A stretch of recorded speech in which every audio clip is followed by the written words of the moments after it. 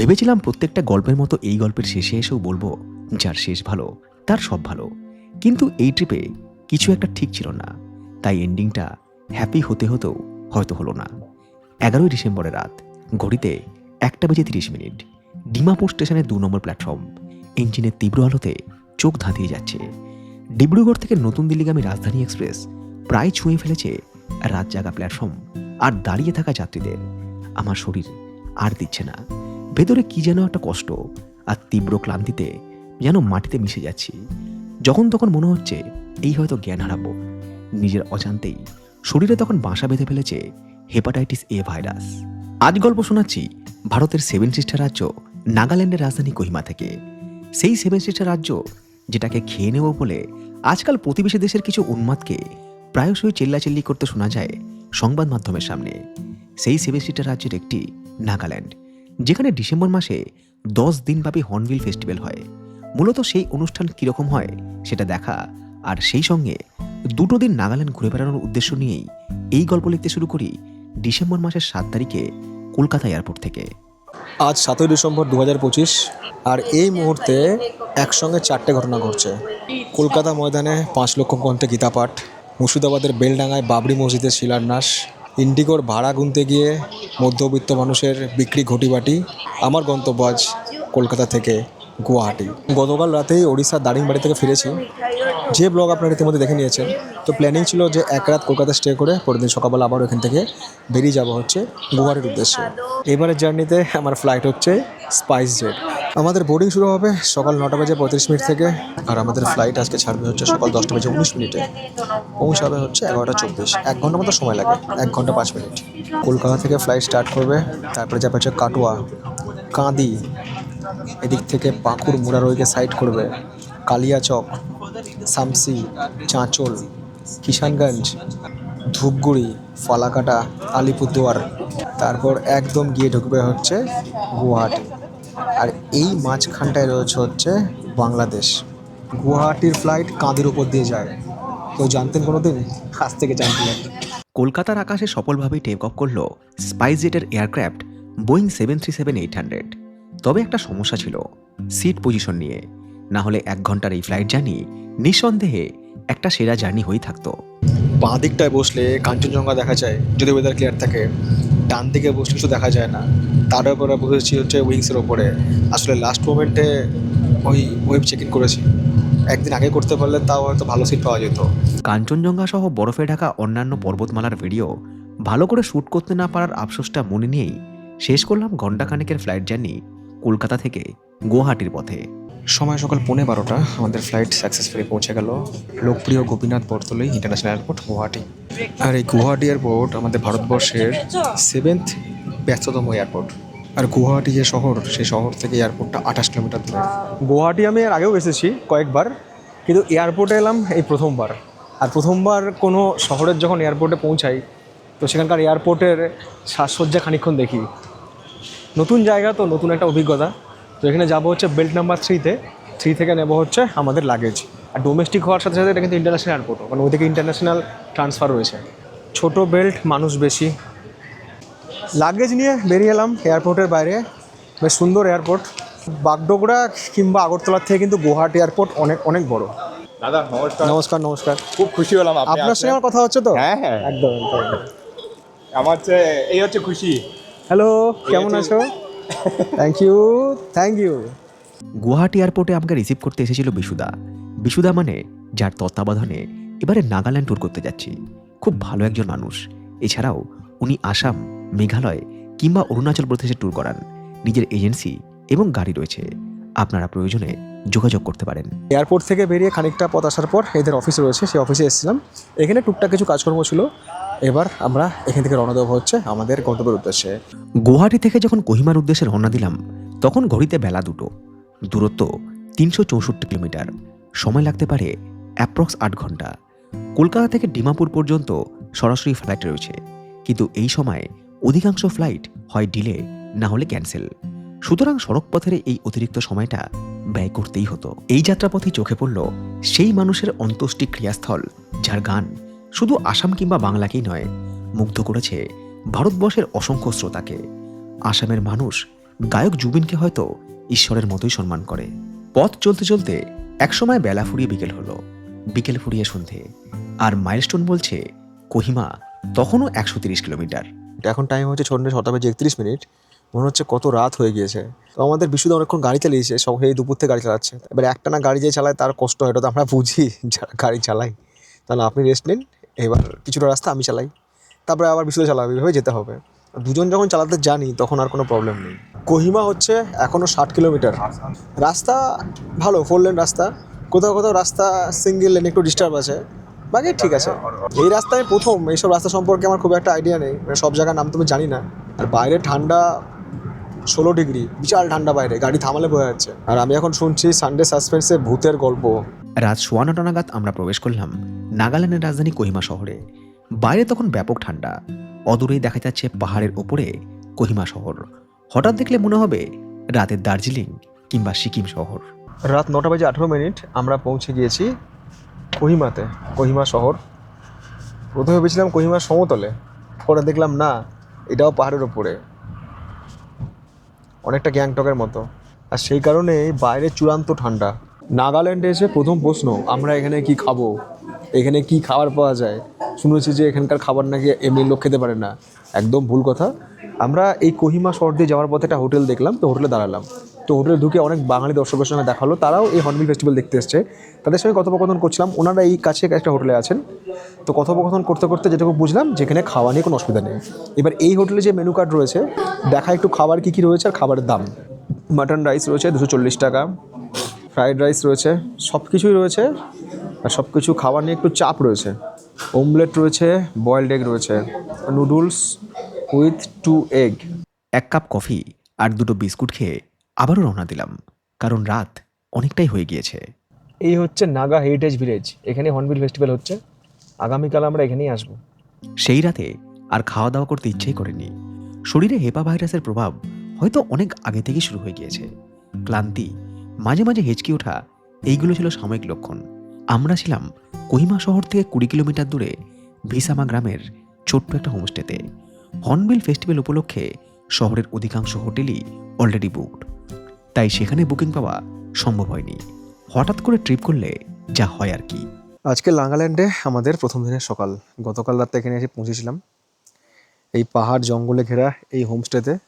এই ঠিকানাটা খুঁজতে একটু অসুবিধা হচ্ছিল, রাত হয়ে গেছিলো। আর এখানে একটা গ্রাম আছে ভিসামা গ্রাম, সেই ভিসামা গ্রাম থেকে কিছুটা আসার পরে এই হোমস্টেটা।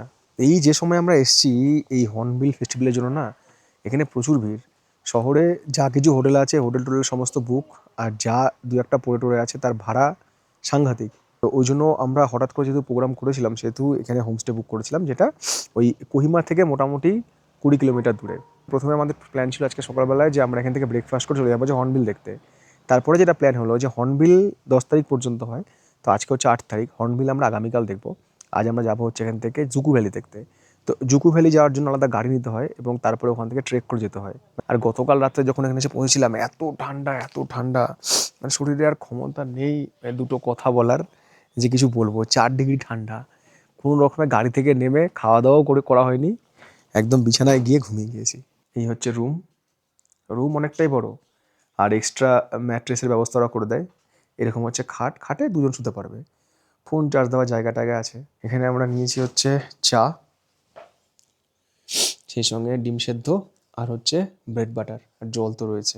তো ব্রেকফাস্ট করে আমরা বেরিয়ে পড়বো জুকু ভ্যালির উদ্দেশ্যে।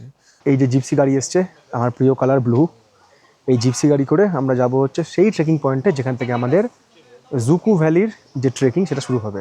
ইচ্ছে ছিল যে চলে যাই বাড়ি, মানে ইচ্ছা করছিল বাড়ি চলে যায়, বাড়ি গিয়ে 2 দিন ঘুমাই, ভিডিও এডিট করি। তারপরে মনে হলো যে হর্নবিল ফেস্টিভ্যাল যখন একটা সুযোগ পেয়েছি, দেখো সুযোগ তো বারবার আসে না, সুযোগ যখন এসে গিয়েছে সুযোগটা কাজে লাগানো উচিত। হোক শরীরের কষ্ট, ঠিক আছে 2 দিন কষ্ট করে নেবো। তো ট্রেকিং করতে যাওয়ার আগে আমি জানি না যে কতটা কি ট্রেকিং করতে পারবো, মানে ঠিকমতো হাঁটতে পারছি না, পায়ে এতটা ব্যথা। তো দেখা যাক, আলটিমেট সেখানে গিয়ে বুঝতে পারবো।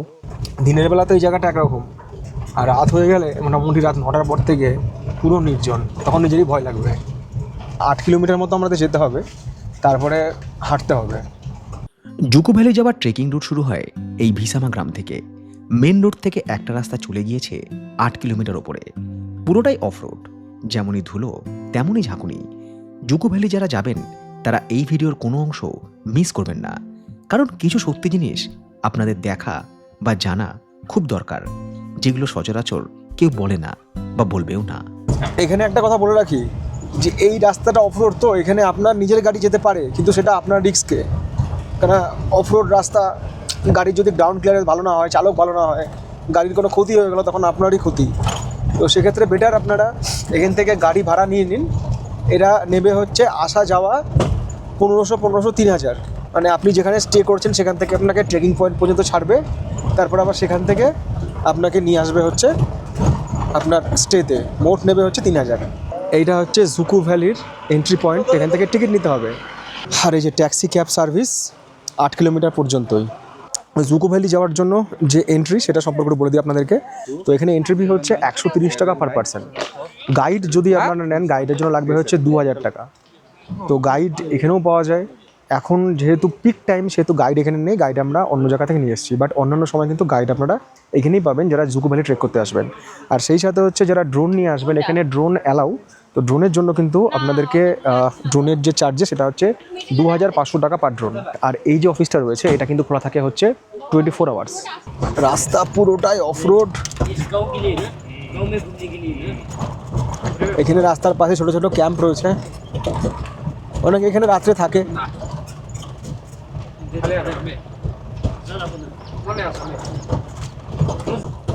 সকালে যা ব্রেকফাস্ট করে আসবেন বা এসেছি, ঝাঁকুনি দিয়ে সব হজম।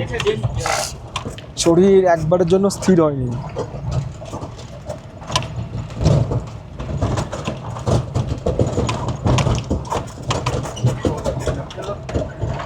রাস্তার আকৃতি এতটাই ছোট, গাড়ি পাশাপাশি মানে পাস করারও জায়গা নেই। সকাল 10টা, পুরোপুরি 10টা, আমরা এসে পৌঁছালাম ওই পার্কিং পয়েন্টের ওপরে যেখান থেকে আমাদের ট্রেকিং শুরু হবে।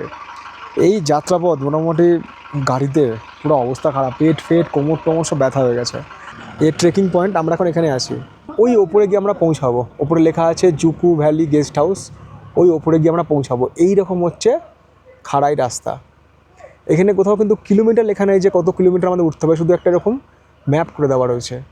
যে গাইড আপনি নিয়েছেন, গাইড আপনার সঙ্গেই থাকবে এবং গাইডে আপনাদেরকে পথ দেখে নিয়ে যাবে। যাদের কাছে হাইকিং স্টিক নেই তারা এখান থেকে এরকম স্টিক নিতে পারেন। একটা স্টিকের দাম হচ্ছে 50 টাকা। দুটো স্টিক হলে ভালো, তাড়াতাড়ি উঠতে পারবেন। যারা নাইট স্টে করবে ওপরে তারা এরকম সব ব্যাগ ট্যাগ নিয়ে আসে। ট্রলি ফলি কেউ নিয়ে আসেন না, রুকস্যাক বা ওই ব্যাকপ্যাক এগুলো নিয়ে আসবেন। 10টা 5 হাঁটা শুরু করলাম। পুরো ট্রেকিংয়ের তো বিবরণ দেওয়া সম্ভব নয়, সেক্ষেত্রে ভিডিও অনেক লেন্দি হয়ে যাবে। যেখানে যেখানে যেটুকু ইনফরমেশন তার দরকার আমি দিয়ে দেবো।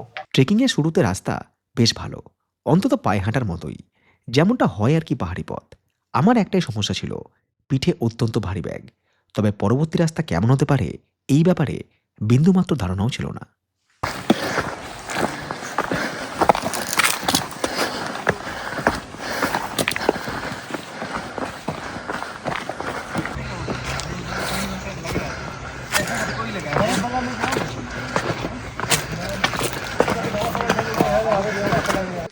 Hello, sir. How are you? I'm fine, sir. That's good to hear. Thank you. I wish you a very good trip. Okay, thank you, sir. Thank you. প্রায় সমতল পথ শেষ হয়ে রাস্তা ধীরে ধীরে খাড়া হতে শুরু করলো। একই সঙ্গে ঘন হলো আমার শ্বাস প্রশ্বাস। এই পর্যন্ত এলাম। এখানে ছিল হচ্ছে এরকম পাথরের রাস্তা, এরপর থেকে সিঁড়ি শুরু হবে। এই সামনে রয়েছে এরকম সিঁড়ি, এরপর সিঁড়ি দিয়ে উঠতে হবে। जुक्कू जाएगा? হ্যাঁ, জুকু যাওঙ্গা। अच्छा এটাই থাকে প্রশ্ন যে আর কতটা দূর। যদি বলে খুব কাছে তখন মনের জোরটা আরও বেড়ে যায়, আর যদি বলে খুব দূর তাহলে মনকে বোঝাতে হয় না, চলতে হবে। সিঁড়ি দিয়ে ওঠাও একটা চাপ, নামাও একটা চাপ। পুরো এরকম সিঁড়ি দিয়ে পাহাড়ে ওঠা। এই ব্যাপারে পাহাড়ের লোকজন যতটা ফিট আমরা ততটাই আনফিট।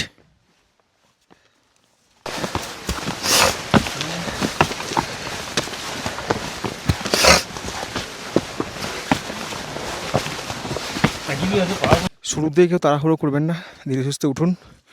কারণ অনেকে আছে যারা ফার্স্ট ফার্স্ট ওঠে তারপরে হাঁপিয়ে যায়, আরও কষ্ট হয়। সারাদিনের প্রোগ্রাম, আস্তে আস্তে রিল্যাক্স করতে করতে চলুন।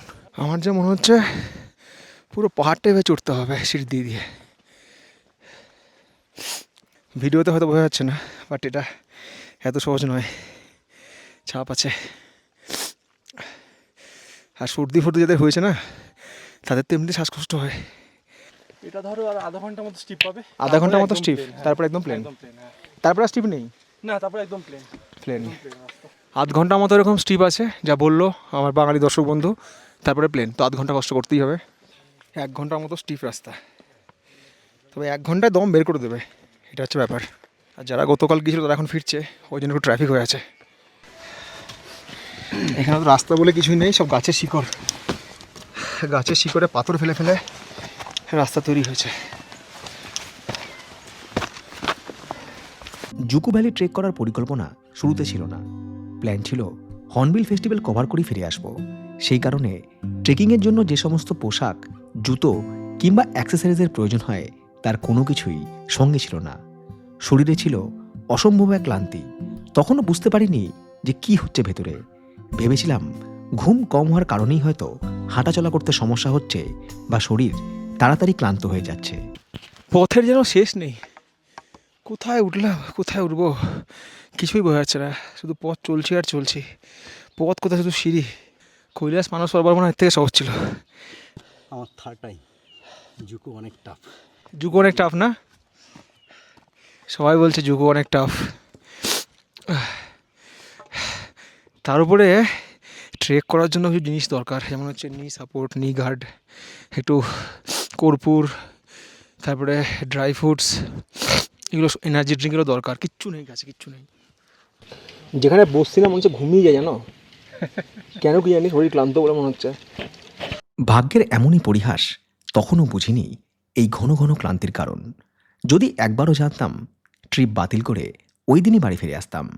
শরীর কিংবা জীবনকে এইভাবে বাজি রেখে কন্টেন্ট বানানোর চেষ্টা আদৌ করতাম না। যারা নিচ থেকে উঠে আসছে, কীভাবে উঠে আসছে, কীরকম রাস্তা। ওঠার সময় তো সতর্কতা নিয়ে উঠতে হবে, নামার সময়তেও। 1 ঘন্টা আমাদের পথ চলা সম্পূর্ণ, এখন বাজে 10:58। তো 1 ঘন্টা পথ চলার পর অনেকের সঙ্গে দেখা হলো, যারা এখানে এসে আর কি রেস্ট নিচ্ছে। এখানে এরকম ছাউনি রয়েছে, বসার জায়গাও রয়েছে, এখানে এসে একটু রেস্ট নেওয়া, জল টল খাওয়া। যদিও এই 1 ঘন্টা যাত্রার পথে কোনো খাবারের দোকান ফোন কিচ্ছু নেই, কিন্তু জল ফল কিচ্ছু নেই, সব নিচ থেকে নিয়ে আসবেন। ওপরে থাকতে পারে, বাট এখানে নেই, কারণ এটা পুরোপুরি জঙ্গল। জিও মাঝে মধ্যে আছে, কিন্তু এয়ারটেলে কোনো নেটওয়ার্ক নেই, এটা মাথায় রাখবেন। এবং আমি শুনছিলাম যে ওপরে গিয়েও নেটওয়ার্ক পাওয়া যাবে না। মিনিট 10 বিশ্রাম নেওয়ার পর আবারও শুরু হলো পথ চলা। মানে আরও খানিকটা পথ চড়াই করতে হবে, আর এই রাস্তা আরও কঠিন।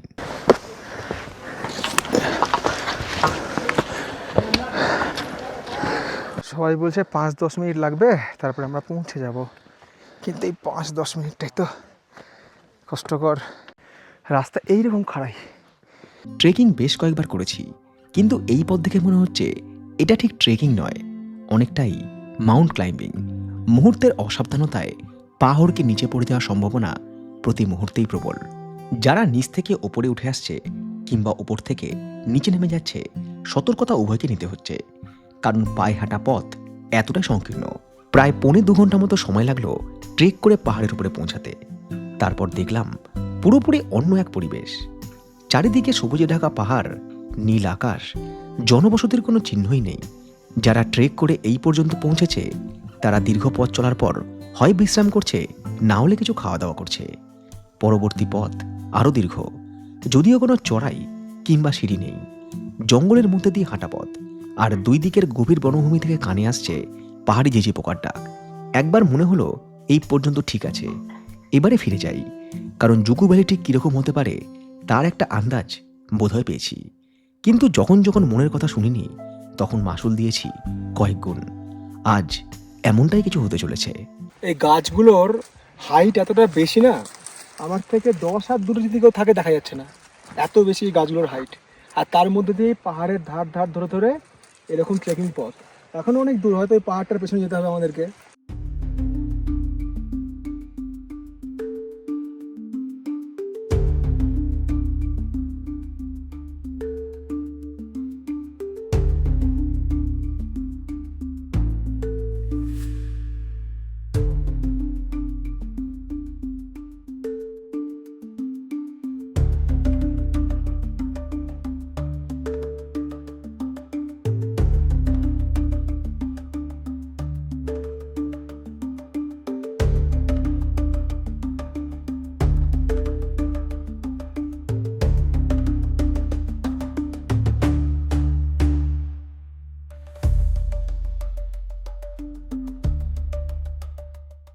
গন্তব্যে কখন পৌঁছাবো জানি না, পৌঁছে কী দেখবো তাও জানি না, ব্যাস হেঁটেই যাচ্ছি।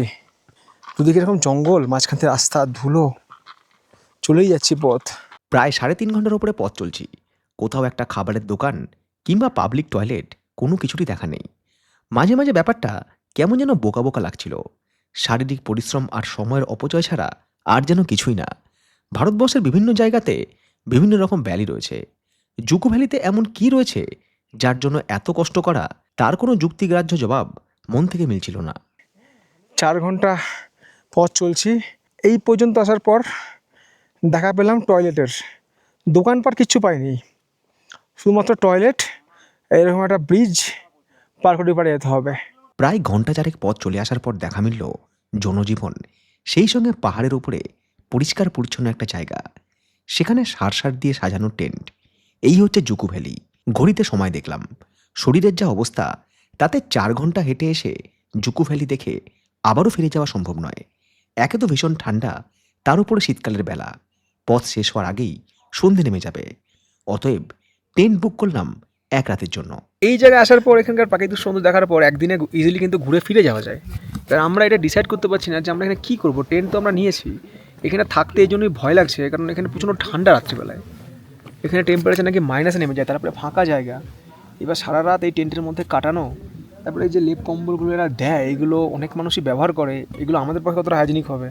তারপরে হচ্ছে যে সেরকম আমি জিনিসপত্র নিয়ে আসিনি, যে পাওয়ার ব্যাঙ্ক আমি তো ভেবেছিলাম যে ফিরে যাব।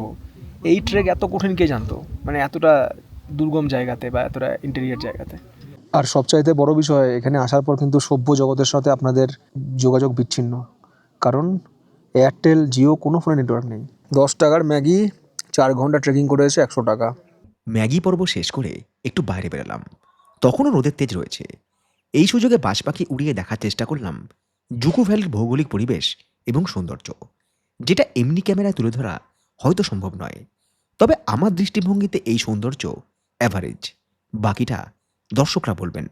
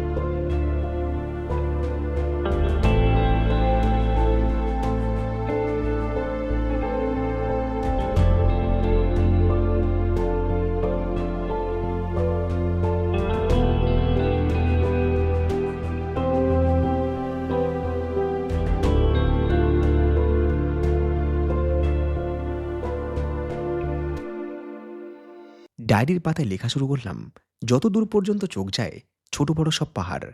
আসলে এই পাহাড়গুলোর আকৃতি হয়তো জুকো ভ্যালিকে আলাদাই একটা রূপ দিয়েছে। এই জায়গাটা অন্যান্য জায়গার থেকে একটু স্বতন্ত্র, যেন আজও এই জায়গা রয়েছে মনুষ্য চক্ষু বা সভ্য জগতের আড়ালে। মাঝে মাঝে মনে হচ্ছিল অন্য গ্রহের প্রাণী বা এলিয়েনদের এই জায়গাতে যেন অবাধ চলাফেরা রয়েছে। রহস্যের আধারে ঘেরা এই জায়গা আজও অনেক অংশেই হয়তো অনাবিষ্কৃত। একটু পরেই বেলা ফুরিয়ে সন্ধে নামল। সেই সঙ্গে তাপমাত্রার পারদ এতটাই নিম্নগামী হলো যে টেন্টের বাইরে টিকে থাকা প্রায় এক প্রকার অসম্ভব হয়ে গেল। মাত্র 6:51, মানে 7টা।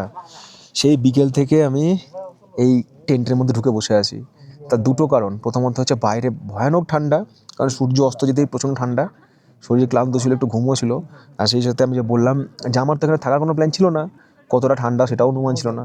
শীতের পোশাক সেভাবে নিয়ে আসেনি, মাত্র একটা সোয়েটার আর একটা টি শার্ট। বাইরে ঘুরে ফিরে বেড়ানোটা মানে শরীর বা স্বাস্থ্যের পক্ষে কখনোই সুখকর নয়। তো ঘুমিয়ে আছি, বাইরে সব অন্তাক্ষরী খেলছে, আওয়াজ আসছে, পাশ দিয়ে লোক চলাচল করছে, কোনো কুকুর এসে ক্যাম্পের এই যে পর্দা এখানে আছড়ে পড়ছে, তো সবই আমি ঘুমের ঘরে আর কি ফিল করছি। তো তারপরে আমাদের বিশুদা বললো না খাবার খেতে হবে, খাবার নিয়ে এলো। খাবার খুব একটা খাবার ইচ্ছে নেই, তো কী খাবার আছে একটু দেখাই আপনাদেরকে। ভাত রয়েছে, একটা সবজি রয়েছে, আর আচার রয়েছে, আর ডাল রয়েছে, সবই গরম। এখানে তো টেন্টের মধ্যে কোনো রকম ইলেকট্রিক কানেকশন বা সোলার সিস্টেম কিছু কানেকশন নেই যেখানে ফোন চার্জ দিতে পারবো। বাইরে যেরকম ঠান্ডা, এই যদি খাওয়া দাওয়ার পর সকালবেলায় বাথরুম পায় সেক্ষেত্রে তো মানে অবস্থা আমার খারাপ হয়ে যাবে। তার জন্য আমি খেতে চাইছিলাম না। তো গতকাল রাতেও খাইনি, আজকে সকালেও সারাদিনও সেরকম কিছু খাইনি। আর এই ফোন টোন রেখেছিলাম, সব ঠান্ডা হয়ে গেছে। পরপর 2 রাত না খেয়েও পেটে কোনো খিদের অনুভূতি নেই। তবে টয়লেট করতে একবার বাইরে গিয়েছিলাম। যেমন ঠান্ডা তেমনই অন্ধকার। একে তো অল্প জায়গা, খাওয়ার জন্য একটাই ক্যান্টিন, আর সেখানে ভিড় উপচে পড়েছে।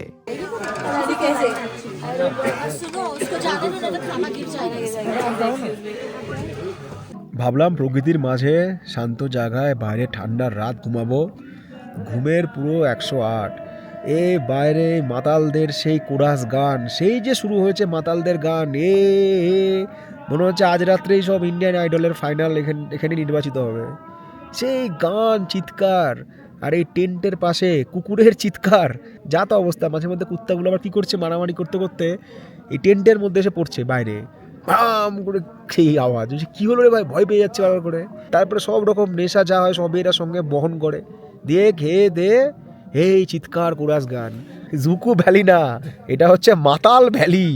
দুটো কুকুর ঘুরে বেড়াচ্ছে, মারামারি করছে, টেন্টের মধ্যে এসে পড়ছে। ওই দেখুন, আরে পাহাড়ে মানুষ যায় শান্তি খুঁজতে, আর এখানে কিছু নেশাখোর শান্তিনন্দন পুরো রাতের ঘুমের 12টা বাজিয়ে ছেড়েছে। যতক্ষণ না অন্যান্য লোকজন জোরালো অবজেকশন করেছে ততক্ষণ পর্যন্ত ওরা থামেনি। 6:37, সূর্য উঠেছে আজকে সকালে। এই গাছের ফাঁক দিয়ে সূর্যের আলো এসে পড়ছে একদম ক্যাম্পের ভেতরে। রাত্রি 2:30 থেকে লোকজন চিৎকার চেঁচামেচি শুরু করে দিয়েছে, যেন 2:30 থেকে সানরাইজ শুরু হয়ে গেছে। 2:30, 3টে, 4টে চিৎকার বাজছে, বাইরে অন্ধকার, সব লোকজন বেরিয়ে গেছে কি একটা দেখার আশায়। না তো এখানে কাঞ্চনজঙ্ঘা দেখা যায়, না কোনো বরফ ঢাকা পাহাড় দেখা যায়, শুধু একটা সানরাইজ। তাও সূর্যের আলো এখনও পুরোপুরিভাবে পড়েনি, এতক্ষণে সূর্য উঠছে ওই পাহাড়ের ফাঁক দিয়ে, যে আলোটা মুখে এসে পড়ছে আমার। বাইরে ঠান্ডা ভালোই রয়েছে। গতকাল এখানে এসে পৌঁছানোর পর যে টেন্ট নিয়েছিলাম, কম্বল রেন্টে নিয়েছিলাম, তারপরে ম্যাগি খেয়েছিলাম, 2বার করে চা, রাত্রে ডিনার নিয়েছিলাম ভাত, সব মিলিয়ে আমাদের এখানে দুজনের বিল হয়েছে মোট 3000 টাকা। এখানে তো ফোনপে চলে না, কারণ যেহেতু এখানে ইন্টারনেট কানেকশান নেই, এখানে ক্যাশই একমাত্র চলে। তো যারা আসেন তারা কিন্তু অবশ্যই ক্যাশ নিয়ে আসবেন।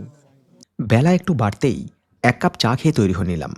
যে পথ ধরে গতকাল এখানে এসে পৌঁছেছিলাম সেই পথ ধরেই নামতে হবে। শরীরে জোর বিশেষ নেই, যা রয়েছে শুধু মনের জোর আর কন্টেন্ট বানানোর অদম্য ইচ্ছে। 11:19, 7:23 শুরু করেছিলাম, সেই 4 ঘন্টা লাগলো। মাঝে অবশ্য 8 ঘন্টা রেস্ট নিয়েছি। মাথা টাথা সব দপদপ করছে ব্যথাতে। জুকু ভ্যালি ট্রেক করে ফিরে এসে পরিকল্পনা ছিল সেই দিন বিকেলে হর্নবিল ফেস্টিভ্যাল দেখতে যাব, কিন্তু হোমস্টেতে ফিরে আসার পর ক্লান্তিতে ঘুমিয়ে পড়েছিলাম। পরের দিন অর্থাৎ 10ই ডিসেম্বর হর্নবিল ফেস্টিভ্যালের আজ শেষ দিন, আর এই শেষ দিনে এসে আমার অভিজ্ঞতা এবারে আপনাদের সঙ্গে শেয়ার করি।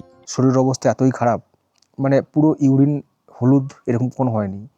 জল খাচ্ছি তা কিছু ঠিক হচ্ছে না, কোনো কিছু খেতে ইচ্ছা করছে না, যা কিছু খাচ্ছি সব কিছু আমার টুকে যাচ্ছে।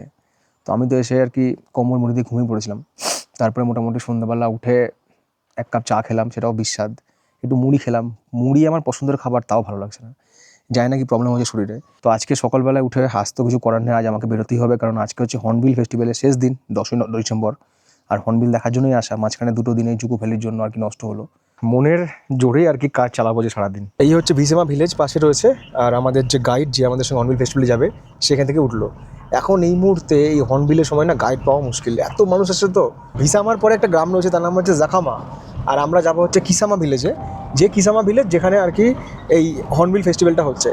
জাখামার যে ভিলেজ, সেই ভিলেজের সাথেই রয়েছে পার্কিং, এখান থেকে আবার বাসও পেয়ে যাবো। এরকম কিন্তু পার্কিং বিভিন্ন গ্রামে রয়েছে, যেখানে গাড়ি পার্ক করে ওইদিকে রয়েছে ফ্রি শাটেল বাস, যে বাসগুলো নিয়ে যাবে হচ্ছে মেলাতে। এইরকম রয়েছে ফ্রি শাটেল বাস, পরপর সব বাস দাঁড়িয়ে রয়েছে। বাসে মোটামুটি মিনিট 10 মতো জার্নি, তারপরে গেটে পৌঁছালাম। এই যে বাইরের কোনো গাড়ি অ্যালাউ করছে না যদি আপনার কাছে পাস না থাকে, পাস থাকলে অ্যালাউ করবে। Naga heritage village Kisama. এখনও ভেতরে যে শরীরের কি চলছে মনে হচ্ছে আমার নাড়ি ভুড়ি সব যেন কেউ 2 হাতে করে মোচড় দিচ্ছে। এখানে ফ্রি শাটেল বাস সার্ভিস রয়েছে, সকাল 8টা থেকে রাত 10টা পর্যন্ত। এই ইনফরমেশনগুলো হয়তো এই বছরে কাজে লাগবে না, যেহেতু আজকেই ফেস্টিভ্যালের শেষ দিন। নেক্সট ইয়ার আপনার কাজে লাগবে। যারা আসবেন তারা মোটামুটি একটা প্রিপারেশান নিয়ে আসতে পারবেন, বুঝে যাবেন যেখানে আলটিমেট কী হয়। যাদের কাছে ক্যামেরা রয়েছে তারা কিন্তু ক্যামেরার পাস এখান থেকে করে নিতে পারবেন। এখানে ক্যামেরা পাস নেওয়ার জন্য লাগবে হচ্ছে ওই 100 টাকা পার হেড। এই সামনে রয়েছে টিকিট কাউন্টার, যেখান থেকে নেব হচ্ছে টিকিট এই ভেতরে যাওয়ার জন্য। অনলাইনেও টিকিট বুক করা যায়, এই যে ওয়েবসাইটটা রয়েছে এই ওয়েবসাইট থেকে অনলাইনেও কিন্তু এই এন্ট্রির টিকিট বুক করা যায়। এখানে এন্ট্রি ফি হচ্ছে 150 টাকা পার পার্সন পার হেড। যে গাইড তারও এন্ট্রি ফি আর কি নিতে হবে, তারও টিকিট কাটতে হবে। আর টিকিট কাটার পর এখানে একটা আর কি ব্যান্ড লাগিয়ে দিল, হর্নবিল ফেস্টিভ্যাল ব্যান্ড। আমি তো হাঁটতে পারবো কিনা তাও জানি না, আস্তে আস্তে হাঁটি। এই দিকে রয়েছে ওয়ার্ল্ড ওয়ার 2 মিউজিয়াম। এটাও একটা দ্রষ্টব্য স্থান যারা আসে, কারণ দ্বিতীয় বিশ্বযুদ্ধের অনেক স্মৃতি, অনেক ঘটনা কিন্তু এই নাগাল্যান্ডের সঙ্গে জড়িত। কোহিমা থেকে 12 কিলোমিটার দূরে রয়েছে কিসামা ভিলেজ। সেখানে ডিসেম্বর মাসে 10 দিনব্যাপী এই হর্নবিল ফেস্টিভ্যাল অনুষ্ঠিত হয়। নাগাল্যান্ডের 17 রকম উপজাতি এই অনুষ্ঠানে অংশগ্রহণ করে তাদের নাচ, গান এবং কালচার প্রদর্শন করে। অনুষ্ঠানের আরেক দিকে রয়েছে এদের ফুড কালচার স্টল। মূলত এই খাওয়া দাওয়ার সেকশনেই ভিড়টা বেশি। এই হচ্ছে মেন যে অনুষ্ঠান মঞ্চ বা স্টেজ। এখানে কিন্তু সমস্ত প্রোগ্রাম বা কনসার্টগুলো হয়। যারা বাইরে থেকে অনুষ্ঠান করতে আসে সব এখানেই কনসার্টগুলো হয় সন্ধ্যাবেলায়। আর আরও যত ট্রাইব রয়েছে, মোট 17টা ট্রাইব নিয়ে অনুষ্ঠানটা হয়। ওই ট্রাইবরা কিন্তু ওইদিকে রয়েছে, ট্রাইবদের সাথে গিয়ে ছবি তোলা যায়। এই জায়গাতে দাঁড়িয়ে আমার চিন্তাভাবনার কথা একটু বলি। সদ্য আফ্রিকা ট্যুর করে ফিরেছি। সেখানে ইথিওপিয়াতে এত রকম ট্রাইব দেখেছি বা তাদের জীবনযাত্রার সঙ্গে পরিচিত হয়েছি। সেই তুলনায় এখানে যে সমস্ত ট্রাইব বা উপজাতিরা রয়েছেন তারা অনেকটাই উন্নত তাদের পোশাক আশাক কিংবা আধুনিকতার দিক থেকে। হয়তো এদের গ্রাম ভিজিট করতে পারলে এদের দৈনন্দিন জীবনের আনকার ছবিটা আপনাদের সামনে তুলে ধরতেই পারতাম, কিন্তু আজ আর সে উপায় নেই। সেটা অন্য কোনো একদিন হবে। এখানে এসে আপনি ট্রাইবদের সঙ্গে ছবি তুলুন, ভিডিও করুন, তাদের সঙ্গে ডান্স করুন, কোনো সমস্যা নেই। এরা খুব ফ্রেন্ডলি। হর্নবিল ফেস্টিভ্যালের আরও একটা গুরুত্বপূর্ণ জায়গা যেখানে সবাই আসে, এটা হচ্ছে মুরুং। মুরুং মানে এদের ভাষা কী হলো, রন্ধনস্থল বা রান্নার জায়গা, যেখানে নানারকম খাবার দাবার পাওয়া যায়, নাগা খাবার যাকে বলে। এই জিলিয়াং বলে যে ট্রাইব আছে, এই জিলিয়াং ট্রাইবদের এটা হচ্ছে আর কি মুরুং। এখানে যে রাইস বিয়ার বিক্রি হচ্ছে বাইরে 150 টাকা করে, তো রাইস বিয়ার এখানে প্রিপেয়ার করা হচ্ছে। এদিকে ছোট্ট একটা রেস্টুরেন্ট রয়েছে এখানে খাওয়া দাওয়া বসে করার জন্য। 17খানা ট্রাইব, তাদের আলাদা আলাদা মুরুং, আলাদা আলাদা আইটেম। তাহলে বুঝতে পারছেন যে কত বড় জায়গা, এগুলো ঘুরে দেখতে কত সময় লেগে যায়, ঘুরে দেখতে, খাবার দাবার ট্রাই করতে। তো একদিনে হর্নবিল ফেস্টিভ্যাল কখনো কভার করা সম্ভব নয়, মানে সব কিছু ভালোভাবে দেখতে গেলে 2 দিন এখানে রাখতেই হবে। এখানেও চলছে কোনো একটা এদের ফুড, তার প্রিপারেশন। আর এই ট্রাইবরা যে সমস্ত জিনিসপত্র ব্যবহার করে সেগুলো সব কিছু এখানে সব রাখা রয়েছে, নামও লেখা রয়েছে। কাছাড়ি বলে যে ট্রাইব রয়েছে ওটা হচ্ছে ওদের মুরুং, ওদের হেঁসেল। প্রত্যেকটা মুরুঙের সাথে সাথে কিন্তু বসে খাওয়া দাওয়ার ব্যবস্থা রয়েছে। মানে আপনি যদি মনে করেন যে আমি ওই ট্রাইবদের অমুক খাবারটা খাবো, টেস্ট করে দেখবো এখানে, সেটা কিন্তু ব্যবস্থা এখানে রয়েছে। মেনলি এটা ওয়ান টাইপ অফ ফুড ফেস্টিভ্যালও, মানে কালচারাল ফেস্টিভ্যাল তো বটেই, সেই সঙ্গে ফুড ফেস্টিভ্যাল সব কিছু। এদের গ্রামে যখন বাড়িতে যাবেন তখন দেখবেন এরকম সমস্ত পর্কের মাংস আর কি জুড়ি রাখে। আর ভেতরে যে রান্না বান্না হচ্ছে না, সব কাঠের জালে, সব এখানে কাঠের জালে রান্না, গ্যাস ফ্যাসের কোনো ব্যাপার নেই। কিন্তু এগুলো দেখার পর একটা কথা মনে হচ্ছে যে এদের খাওয়া দাওয়া, কালচার সব কিছু মধ্যে আধুনিকতার ছোঁয়া আছে। সেই ট্রাইবাল যে ব্যাপারটা, জিনিসটা আমি আফ্রিকায় দেখেছিলাম, সেটা কিন্তু এখানে নেই। হয়তো ওদের গ্রামে গেলে সেই ট্রাইব কালচারটা দেখা যেতে পারে, বা সেখানে একটা অন্যরকম কিছু দেখা যেতে পারে যেরকম আমরা ট্রাইব বা উপজাতি সম্পর্কে ভাবি। বাট এখানে আসলে সব কিছুর মধ্যে আধুনিকতার ছোঁয়া। মানে এই জায়গায় আসলে হর্নবিল ফেস্টিভ্যাল দেখা যায়, কিন্তু ট্রাইবদের বিষয়বস্তু আলাদা করে ফিল করতে গেলে মানে এখানে আসলে হবে না, এখানে গ্রামে যেতে হবে। এখানে রয়েছে মোষ, মোষের মাথা, মোষের পা, মোষের মাংস, মিথুন মিট। এত অবস্থা আমার শরীরের খারাপ, টানা বমি হলো, চলতে পারছি না, মাথাতে যন্ত্রণা, তার মধ্যে সব কিছু দেখছি আর ক্যামেরা ধরে আছি। মনে হচ্ছে মাথা ব্যথা ঘুরে পড়ে যাব। সকাল থেকে যা খেয়েছিলাম, একটু ডিম খেয়েছিলাম, সব বমি হয়ে গেল, কিচ্ছু নেই আর শরীরে।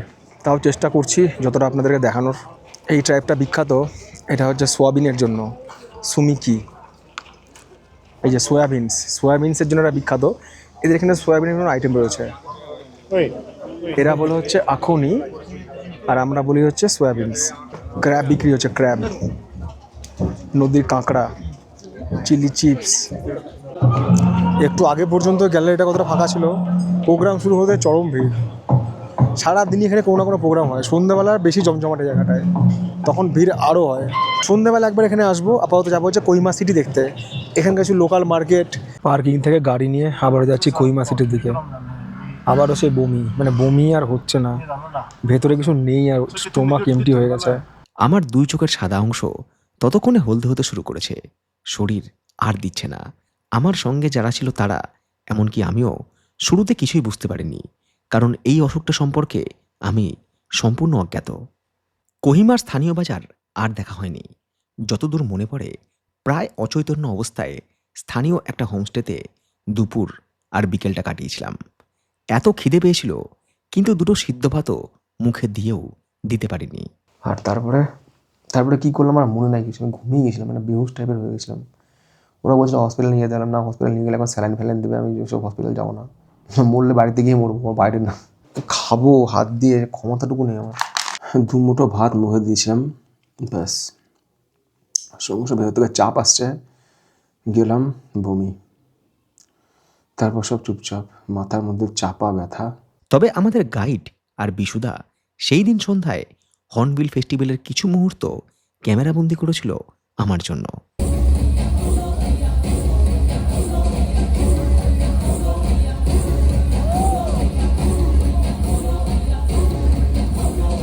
We thank the Honorable Deputy Chief Minister for doing the honors on behalf of the people of Nagaland.